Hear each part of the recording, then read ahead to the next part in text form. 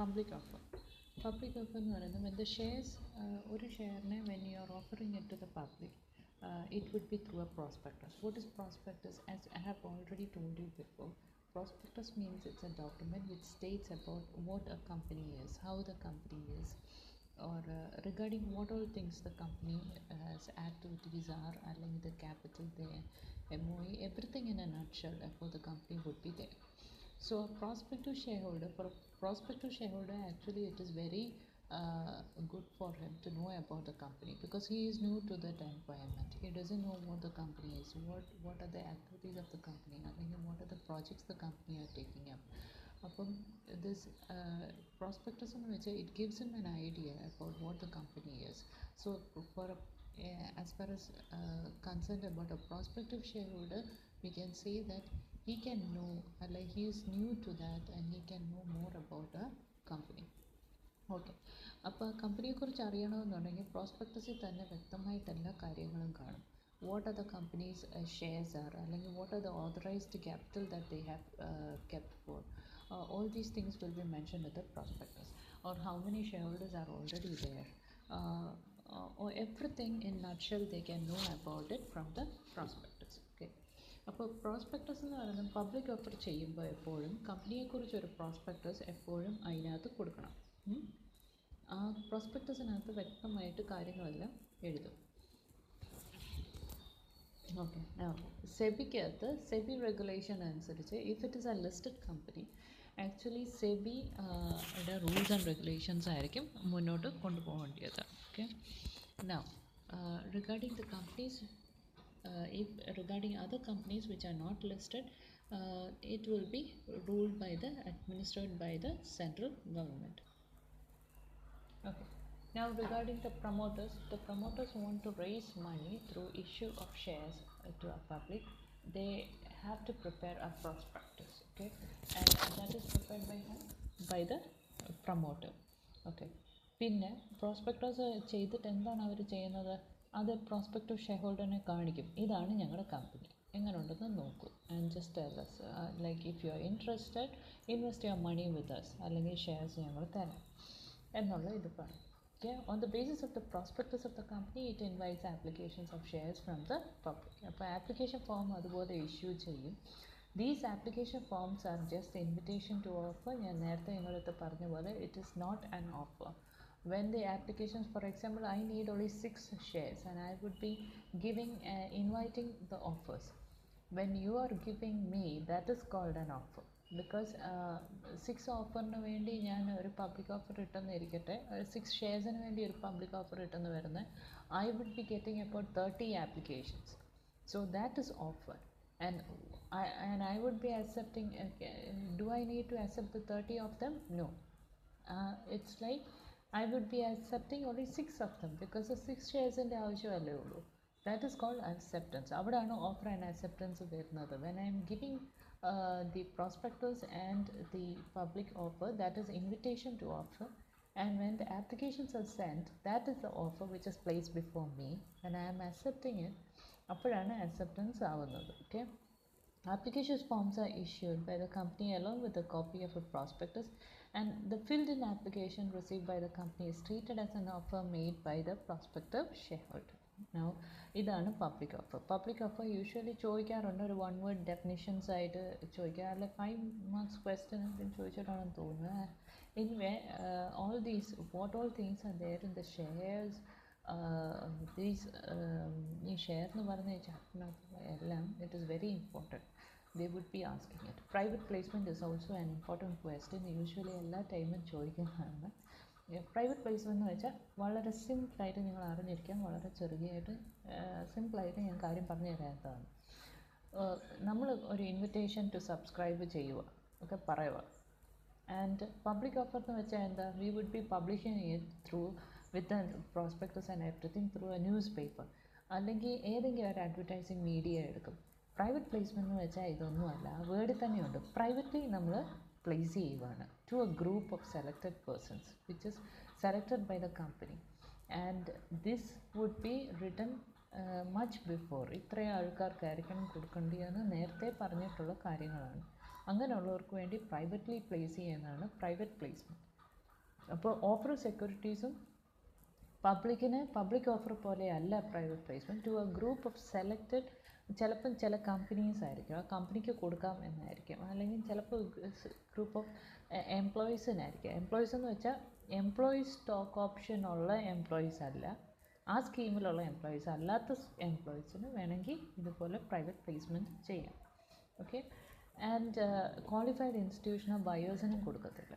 When this private placement is paced, ഞാൻ നിങ്ങളുടെ അടുത്ത് ക്ലാസ്സിൽ പറഞ്ഞ പോലെ ഇപ്പം ഞാനും നിങ്ങൾ 30 പേരുമുണ്ട്. Okay, that is okay. നമ്മുടെ മേലെ ലവിയുടെ പിള്ളേർക്കുമായിട്ട് പ്രൈവറ്റ് പ്ലേസ്മെൻറ്റ് ചെയ്യുന്നു, അവർക്ക് വേണ്ടി പ്രൈവറ്റ് പ്ലേസ്മെൻറ്റ്, ഇതേ കമ്പനിയുടെ ഷെയർസ് ഉണ്ട്, നിങ്ങൾ വേണേ എടുത്തോ എന്ന് ലവിയുടെ പിള്ളേരുടെ മുന്നിൽ വെക്കുന്നു. ദാറ്റ് ഇസ്, ഞങ്ങളെല്ലാവരും കൂടെ എത്ര പേരുണ്ട്? നമ്മളെല്ലാവരും കൂടെ 30, റൈറ്റ്?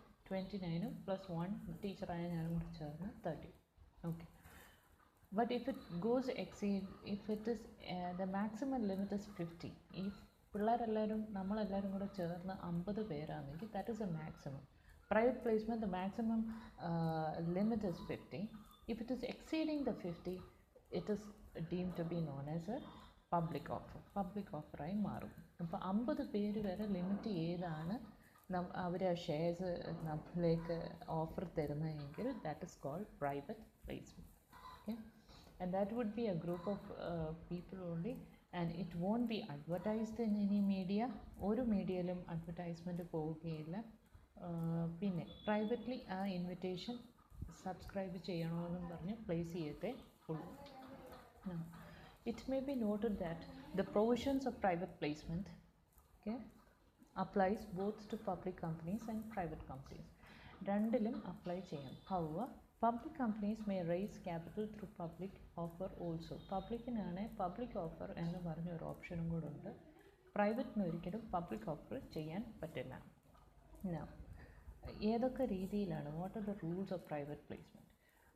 നമ്പർ 1 എന്ന് വെച്ചാൽ all the monies which are payable towards the subscription of securities by the way of private placement should be paid through check അല്ലെങ്കിൽ ഡിമാൻഡ് ഡ്രാഫ്റ്റ്. ഒന്നുകിൽ ചെക്ക് അല്ലെങ്കിൽ ഡിമാൻഡ് ഡ്രാഫ്റ്റ്, അല്ലെങ്കിൽ ക്യാഷിൽ ഒരിക്കലും ഇങ്ങനൊരു പ്രൈവറ്റ് പ്ലേസ്മെൻറ്റ് വെക്കത്തില്ല. Okay.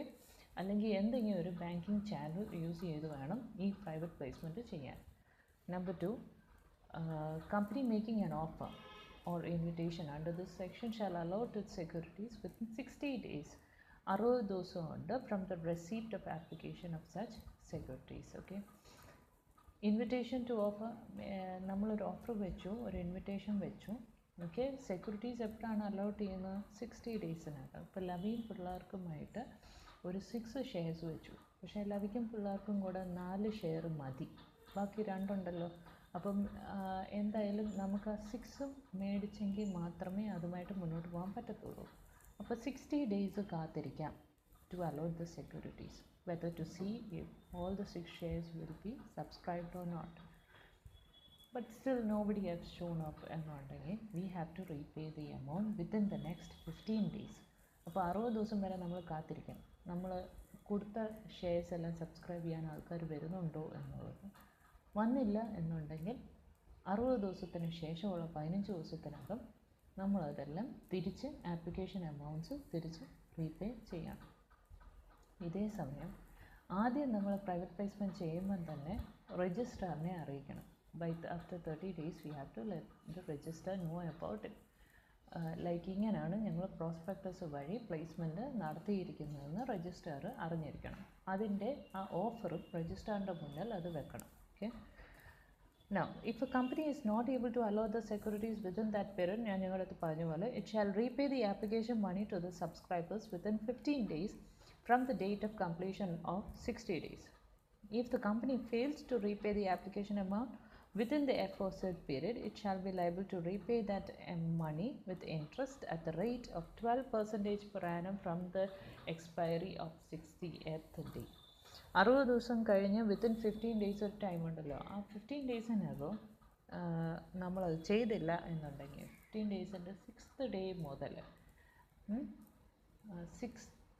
60th day, okay, 60th ഡേയ്ക്ക് ശേഷമുള്ള 61, 62, 63, 75 ദിവസം വേണമെങ്കിൽ കാക്കാമെന്നുള്ള രീതിയാണല്ലോ പറഞ്ഞത്.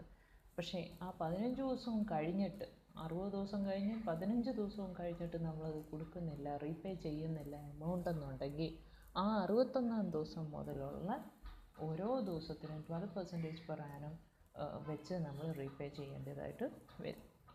The money received on application under this section shall be kept in a separate bank account. ഞാൻ നേരത്തെ നിങ്ങളടുത്ത് പറഞ്ഞ പോലെ നിങ്ങൾ അക്കൗണ്ട്സിനകത്ത് പഠിക്കുന്ന പോലെ അതിന് സെപ്പറേറ്റ് ആയിട്ടൊരു അക്കൗണ്ട് വെച്ചിട്ട് അതിനകത്താണ് ഇത് അഡ്ജസ്റ്റ്മെൻറ്റ് ചെയ്യുന്നത്.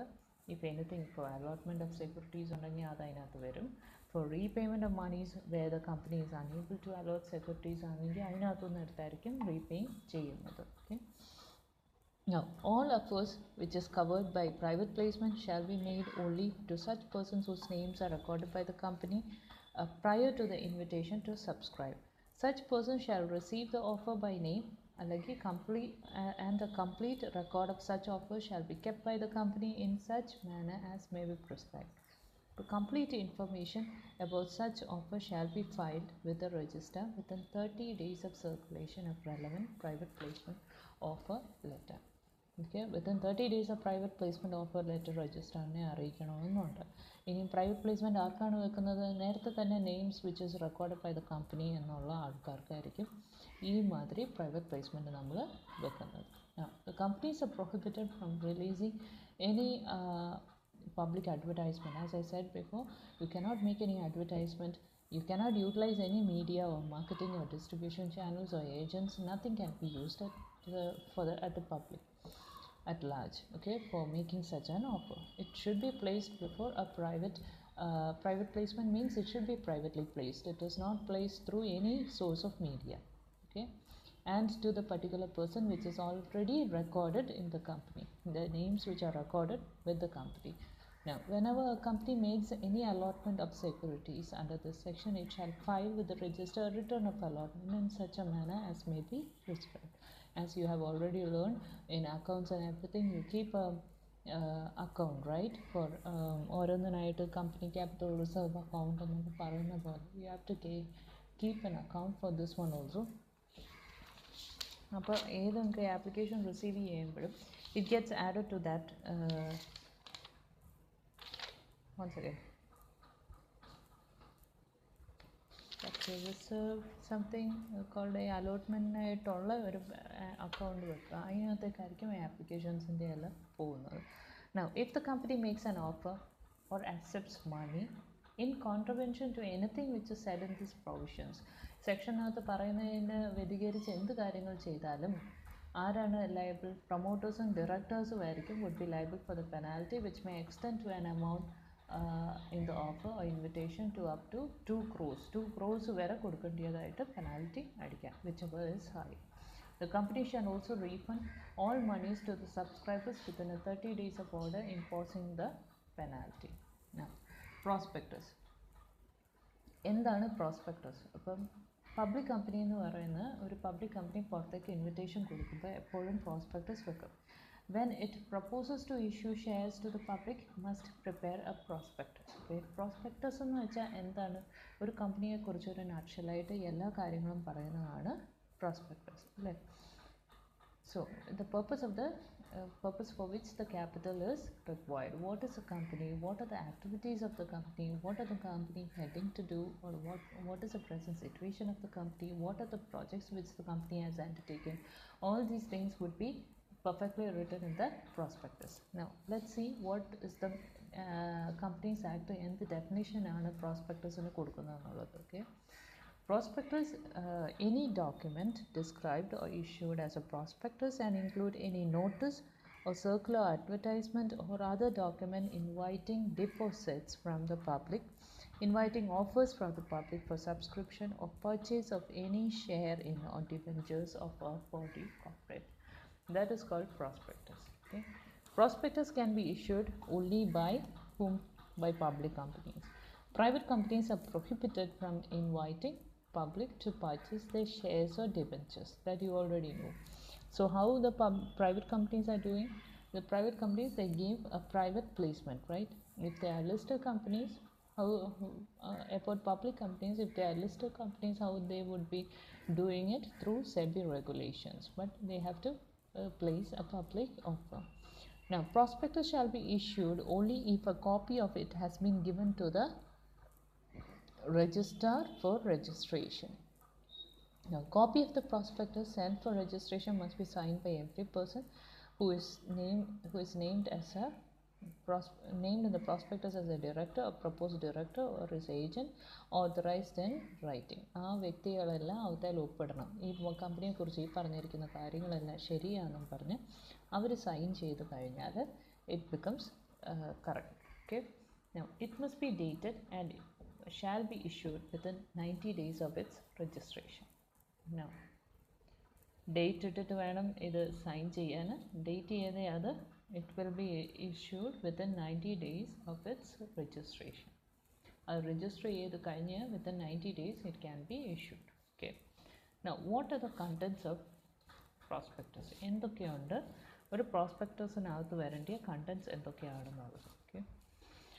Now, prospectus എന്ന് വെച്ചാൽ it is an important document since prospective investors base their decision to invest in the company mainly from the contents of the prospectus, right? What is said in the prospectus should be true ആണ് ഞാൻ നേരത്തെ പറഞ്ഞു. There should not be any untrue statements because ആ prospectus കണ്ടിട്ടാണ് ഒരു prospective buyer തൻ്റെ രൂപയെല്ലാം invest ചെയ്യാനായിട്ട് നമ്മുടെ മുന്നിലേക്ക് വരുന്നത്. So, it is often described as a window through which the future investors can look into the soundness of the company venture. How the company is the company sound enough? അതോ നാളെയോ മറ്റന്നാളോ അടച്ചു പൂട്ടുന്ന കമ്പനിയാണോ എന്നൊക്കെ അറിയാൻ പ്രോസ്പെക്ടസിൽ നിന്നും നമുക്കൊരു വേഗ് ഇൻഫർമേഷൻ കിട്ടും. Okay, now section 26(1) provides the matters that need to be stated in the prospectus. What are things should be stated in the prospectus? Maybe we can say some internal matters ഒന്നും ഞങ്ങൾക്ക് എഴുതാൻ പറ്റത്തില്ല എന്ന് പറഞ്ഞാലും there are some things which should be really and clearly should be written in the prospectus. Every prospectus shall be dated and signed. Okay. എന്നിട്ട് എന്തൊക്കെ കാര്യങ്ങളാണ് അതിനകത്ത് എഴുതേണ്ടത്? Names and addresses of registered office of a company, company secretary, chief financial officer, auditors, legal advisors, banks, trustees, underwriters ഉണ്ടെങ്കിൽ അങ്ങനെ അല്ലെ other persons as may be prescribed. So they are using the word as may be prescribed. എന്തിനാണ് അവിടെ use ചെയ്തത്? Because time to time ആൾക്കാർ മാറാം, അല്ലെങ്കിൽ positions മാറിക്കഴിഞ്ഞാൽ ആ വ്യക്തികളെ ഇൻക്ലൂഡ് ചെയ്യാം. അതിനു വേണ്ടിയാണ് ആസ് മേ ബി പ്രിസ്ക്രൈബ് എന്നുള്ള. It depends upon each and every year, അല്ലെങ്കിൽ അതിൻ്റെ റൂൾസ് ആൻഡ് റെഗുലേഷൻസ് അനുസരിച്ച് it depends. Now, dates of opening and closing of an issue and declaration about the issue of allotment of letters അല്ലെങ്കിൽ refunds within the prescribed time. അപ്പോൾ ഇങ്ങനത്തെ എല്ലാം ഏത് സമയത്താണ് issue open ചെയ്തത്, ക്ലോസ് ചെയ്തത്, പിന്നെ ഡിക്ലറേഷൻ ഓഫ് അലോട്ട്മെൻറ്റ് ലെറ്റേഴ്സ് ഉണ്ടെങ്കിൽ, റീഫണ്ട്സ് വല്ലതും ഉണ്ടെങ്കിൽ വിത്തിൻ ദ പ്രിസ്ക്രൈബ് ടൈം ഉണ്ടെങ്കിൽ അത്. അപ്പോൾ ഇങ്ങനത്തെ കാര്യങ്ങളെല്ലാം രണ്ടാമതായി ചേർക്കണം. Number 3, then a statement of board of directors about the separate bank account where all the monies received out of the issue. അതായത് ഈ ഷെയർസ് ഇഷ്യൂ ചെയ്താൽ എല്ലാം കൂടെ പോയി വീഴുന്നത് ഒരു സെപ്പറേറ്റ് ബാങ്ക് അക്കൗണ്ടിലായിരിക്കും. ആ ബാങ്ക് അക്കൗണ്ടിലേക്ക് ആ ഒരു അക്കൗണ്ട് നിങ്ങൾ അക്കൗണ്ട്സിനകത്ത് പഠിച്ചു വെച്ചതുപോലെ തന്നെ ഈ സെപ്പറേറ്റ് ആയിട്ടൊരു ബാങ്ക് അക്കൗണ്ട് ഇതിനകത്ത് വന്നിട്ട് ഇതിലേക്കായിരിക്കും ഈ ആപ്ലിക്കേഷൻസിൻ്റെ എല്ലാ മണീസും ചെന്ന് ട്രാൻസ്ഫർ ആവുന്നത്. And disclosure of detail of all monies including utilised അല്ലെങ്കിൽ അൺയൂട്ടിലൈസ്ഡ് മണീസ് വല്ലതും ഉണ്ടെങ്കിൽ ഔട്ട് ഓഫ് പ്രീവിയസ് ഇഷ്യൂ ഉണ്ടെങ്കിൽ as in the prescribed manner, ആ മാനറിൽ അത് കാണിക്കുക. Now, details about underwriting issues. പിന്നെ അണ്ടർറൈറ്റിംഗ് ഇഷ്യൂസ് ഉണ്ടെങ്കിൽ അങ്ങനെ, അതായത് ഞാൻ ഇപ്പോൾ ഫോർ എക്സാമ്പിൾ എനിക്ക് കുറച്ച് ഷെയർസ് ഉണ്ട്. ഷെയർസ് ഉള്ളപ്പം എനിക്കത് സെബി കൂടെ വയ്ക്കാൻ പറ്റാതെ ഞാൻ വേറെ ഒരു തേർഡ് പാർട്ടിയെ അപ്രോച്ച് ചെയ്തിട്ട് ആ തേർഡ് പാർട്ടി എന്ന് പറയുന്ന വ്യക്തികൾ they will be more efficient അല്ലെങ്കിൽ എക്സ്പേർട്ട്, അങ്ങനെ മോർ എക്സ്പെർട്ടൈസ് ഉള്ള ആൾക്കാർക്ക് ഞാൻ എൻ്റെ ഷെയർസ് കൊടുത്തിട്ട് അവരെൻ്റെ അടുത്ത് പറയും ഡോണ്ട് വറി, ഇതെല്ലാം ഞങ്ങൾ സബ്സ്ക്രൈബ് ചെയ്യിപ്പിച്ച് കൈ തരാം എന്ന് എൻ്റെ അടുത്ത് പറയാം. ഞാൻ പറഞ്ഞു എൻ്റെ ഷെയർസ് ഒന്നും പോകുന്നില്ല, what I will do, and I will be more depressed and all those things. I don't have to be like that. There are some agents who are so capable enough to issue it in the public and they would be getting some commission on it. Okay, ഇപ്പം ഞാൻ പറയാം ഒട്ടും വിഷമിക്കേണ്ട, ഞാനിതെല്ലാം വിറ്റ് കൈ തരാം, എനിക്കൊരു കമ്മീഷൻ തന്നാൽ മതി, because I have so many people with me എന്നൊക്കെ ഞാൻ പറഞ്ഞു. അതിനാണ് അണ്ടർറൈറ്റിംഗ് ഓഫ് ഇഷ്യൂ എന്ന് പറയുന്നത്. ദെൻ അങ്ങനെ വല്ലതും ഉണ്ടെങ്കിൽ അതിൻ്റെ ഡീറ്റെയിൽസ് കൊടുക്കുക. കൺസെൻറ്റ് ഓഫ് ഡയറക്ടേഴ്സ് ഉണ്ടെങ്കിൽ അത്, ഓഡിറ്റേഴ്സ് ഉണ്ടെങ്കിൽ അത്, ബാങ്കറിൻ്റെ വല്ലതും എക്സ്പെർട്ട് ഒപ്പീനിയൻസ് ഉണ്ടെങ്കിൽ അങ്ങനെ, ഈ കാര്യങ്ങളെല്ലാം അതിനകത്ത് എഴുതി ചേർക്കുക. Then authority for the issue അല്ലെങ്കിൽ details of resolution which is pass. If there is any resolutions is passed അതിനെക്കുറിച്ചുള്ള ഡീറ്റെയിൽസ് എല്ലാം എഴുതണം.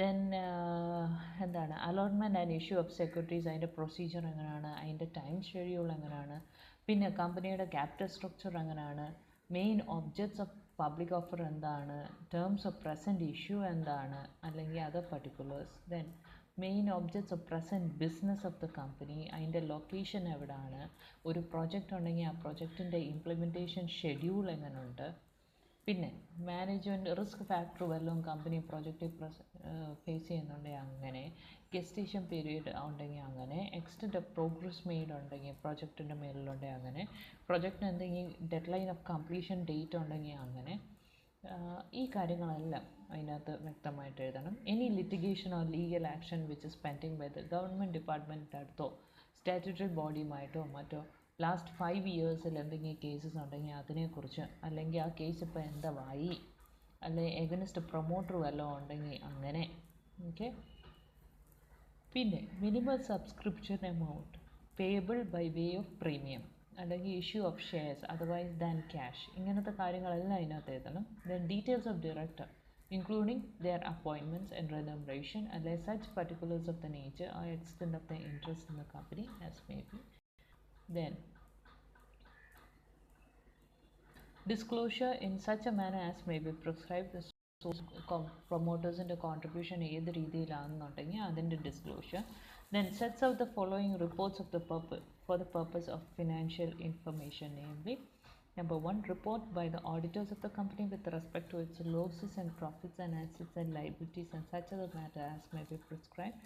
Then number 2, reports relating to profits and losses for each of the 5 financial year immediately preceding financial year of issue of prospectus, including such reports or its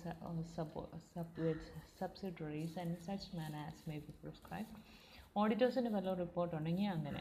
രണ്ടാമത് profit and losses കഴിഞ്ഞ 5 വർഷത്തെ എന്തൊക്കെയുണ്ട് immediately preceding 5 ഇയേഴ്സിനെ കുറിച്ചുള്ള. ഇത് 2020 ആണെങ്കിൽ 1995 മുതൽ 2020 വരെയുള്ള profit and ലോസസിൻ്റെ കാര്യങ്ങളെല്ലാം. ഓക്കെ. ഇൻക്ലൂഡിങ് വല്ലതും സബ്സിഡറി അതിനകത്തുണ്ടെങ്കിൽ ആ സബ്സിഡറിയുടെ പ്രോഫിറ്റ് ആൻഡ് ലോസും കൂടെ കാണിക്കണം.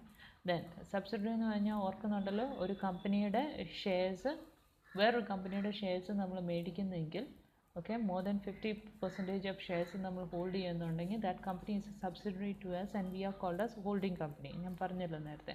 അപ്പോൾ അങ്ങനെ സബ്സിഡറി കമ്പനി ഉണ്ടെങ്കിൽ ആ സബ്സിഡറി കമ്പനിയുടെ പ്രോഫിറ്റ് ആൻഡ് ലോസ് വരെ നമ്മളിവിടെ കാണിക്കണം പ്രോസ്പെക്ടസിൽ. Now, reports made in the prescribed manner by the auditors upon its profits and losses of the business of the company for each of the financial, okay, reports about businesses and transactions, okay, to which the proceeds of securities are to be applied directly or indirectly. Then make a declaration about compliance of provisions of the act, അല്ലെങ്കിൽ ഒരു statement to that effect, that nothing in the prospectus is contrary to this act. ഈ ആക്ടുമായിട്ട് എതിരായിട്ട് യാതൊരു സെക്ഷനും നിൽക്കുന്നില്ല എന്നും പറഞ്ഞ് ഒരു ഡിക്ലറേഷൻ അല്ലെ ഒരു സ്റ്റേറ്റ്മെൻറ്റ് ആരൊക്കെ ഒപ്പിടണം, ഇതിനകത്ത് പ്രൊമോട്ടറും ഡയറക്ടറും ആരൊക്കെയാണെന്ന് വെച്ചാൽ പ്രോസ്പെക്ടസിൽ ഒപ്പിടേണ്ട ആൾക്കാരെല്ലാം ഒപ്പിടണം. Then state such other matters and set out such other reports as may be prescribed. So it's as may be prescribe നമ്മൾ യൂസ് ചെയ്യുന്ന ഇനി ഓരോ വർഷത്തേക്ക് എന്തെങ്കിലും വ്യത്യാസങ്ങളുണ്ടെങ്കിൽ ആ കാര്യങ്ങളെല്ലാം ഇൻക്ലൂഡ് ചെയ്ത് ഒരു റിപ്പോർട്ടുകൾ റെഡിയാക്കി അതുപോലെ കൊടുക്കണം. Now prospectus by implication or deemed prospectus. അപ്പോൾ ഇന്നത്തെ ക്ലാസ്സിൽ ആക്ച്വലി ഞാൻ ഫ്രം ദ ഷെയർസ് ഞങ്ങൾക്ക് ലൈവായിട്ട് എടുത്തു. ഷെയർസ് എന്താണ്, ഇക്വിറ്റി ആൻഡ് പ്രിഫറൻസ് ഷെയർസ് എന്താണ്. പ്രിഫറൻസ് ഷെയർസ് ഡിഫറെൻറ്റ് നമ്മൾ പഠിച്ചു. ക്യുമുലേറ്റീവ് ഉണ്ട്, നോൺ ക്യുമുലേറ്റീവ് ഉണ്ട്. Then what, participating ഉണ്ട്. Then what else, convertible preference shareholders ഉണ്ട് അല്ലേ, നോൺ പാർട്ടിസിപ്പേറ്റിംഗ് ഉണ്ട്, redeemable ഉണ്ട്, irredeemable preference shareholders ഉണ്ട്. Then we studied about the share capital. Share capital you already know right now. It starts from the authorized capital. Whatever is authorized capital is everything നമ്മളെല്ലാം കൂടെ കൊടുക്കത്തില്ല. We take, if it is 10 we take 8 to be issued and the other 2 will be kept as unissued. from the 8 when we are issuing, the subscribers will be maybe 6 or something.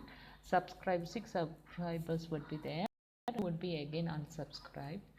അങ്ങനെയും വരാം. ഇനി subscribe ചെയ്ത് കഴിഞ്ഞാലോ we will called up കാണും അല്ലേ? Called up ചെയ്യുമ്പം will they there are 6 shares and I have asked ₹10 per share ആണെങ്കിൽ I have called for 8.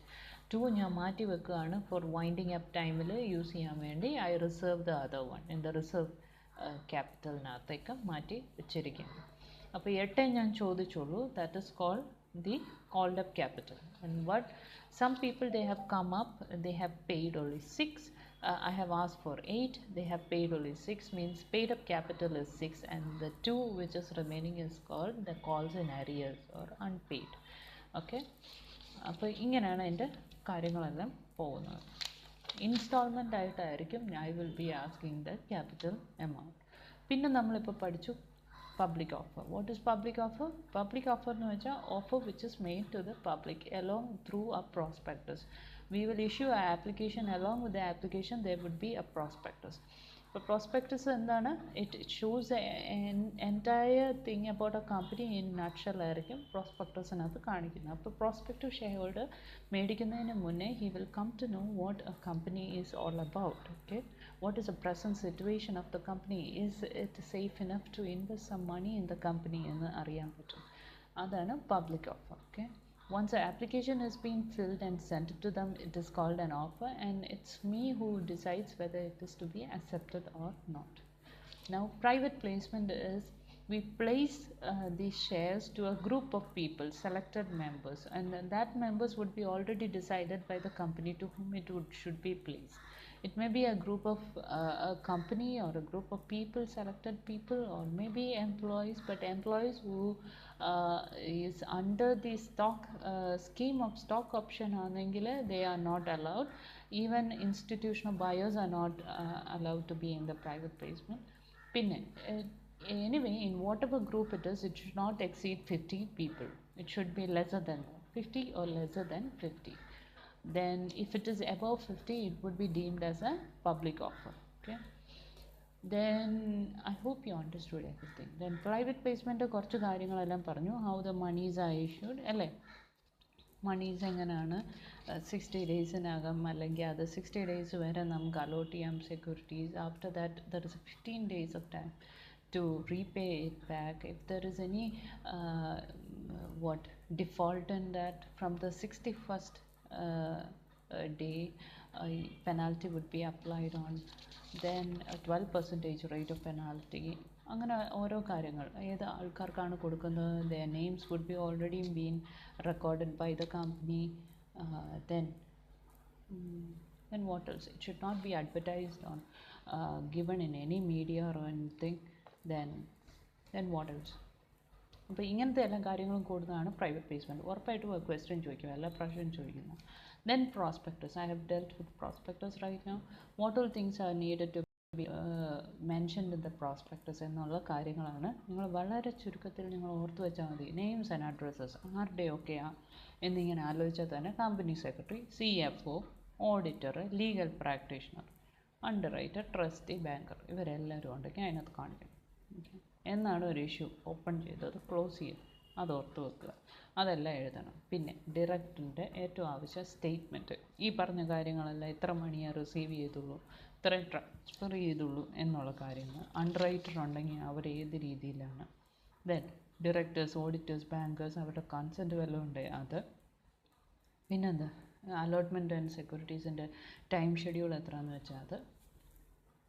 Then capital structure of a company, then main objects of the company, project വല്ലതും ഉണ്ടെങ്കിൽ അതിൻ്റെ time period, അതിൻ്റെ gestation period, എത്ര നാളെടുക്കും, the progress, all those things. Then minimum subscription എത്രയാണ്, then what else, issue of shares ഏത് രീതിയിലാണ്, disclosures വല്ലതും ഉണ്ടെങ്കിൽ അത്, പിന്നെ ഓഡിറ്റർ റിപ്പോർട്ട്സ് ഉണ്ടെങ്കിൽ അത്, സബ്സിഡറി കമ്പനി ഉണ്ടെങ്കിൽ അതിൻ്റെ പ്രോഫിറ്റ് ആൻഡ് ലോസ്, ഇതിൻ്റെ പ്രോഫിറ്റ് ആൻഡ് ലോസ് അതിനകത്ത് പ്രിസീഡിങ് 5 yearsൻ്റെ. ദെൻ ബിസിനസ് ട്രാൻസാക്ഷൻസ് എന്തുണ്ടെങ്കിലും അതിൻ്റെ കുറച്ച് റിപ്പോർട്ട്സ്. പിന്നെ ഡിക്ലറേഷൻ വേണം, what ever is stated here is true എന്നും പറഞ്ഞുള്ള ഒരു ഡിക്ലറേഷൻ. ഇതെല്ലാം കൂടെ അടങ്ങുന്നതാണ് prospectus. So with that, we will end for today. Then for next class, we will go with the deemed prospectus, red herring prospectus. There are some different types of prospectus, shelf prospectus, അങ്ങനെ prospectus പല type. Okay, അതിനെക്കുറിച്ചൊക്കെ നമുക്ക് അടുത്ത ക്ലാസ്സിൽ പഠിക്കാം. Okay, I hope you had a nice day. Thank you.